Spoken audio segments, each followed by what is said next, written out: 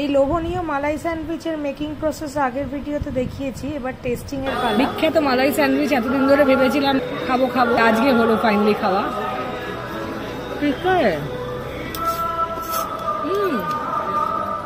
Order করা দিয়ে cold drinks বেশ ভালো, চাটনি দিয়েছে 3 রকমের, ফ্রাই করে দিকে এমনি বেশ ভালো লাগছে। আমার একটু নুন কম লাগছে, চাটনি দিয়ে ঠিক লাগছে। সদ্য বার করা গরম গরম স্যান্ডউইচ, তার মধ্যে মেল্টিং চিজ, মুখে দিতে মুখ পুড়ে যাওয়ার জোগাড়, কিন্তু তাও খাওয়া ছাড়া যাবে না। মেল্টিং চিজ ভেজ স্যান্ডউইচ এত লাল আর গ্রিন দুটোই ভালো ছিল, তবে আমি গ্রিনটা বেশি প্রেফার করলাম।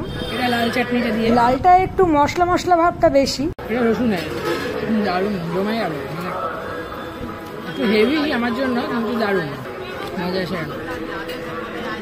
আমার গ্রিন চাটনিটাই বেশি ভালো। গ্রিন চাটনিটা মাইল্ড, আর তার সঙ্গে ধনেপাতার ফ্রেশ একটা টেস্ট, চিজ আর মালাইয়ের সঙ্গে খুব ভালো ব্যালেন্স হচ্ছিল। স্যান্ডউইচটা অসাধারণ, এত ভালো ভেজ স্যান্ডউইচ আমি কখনো খাইনি।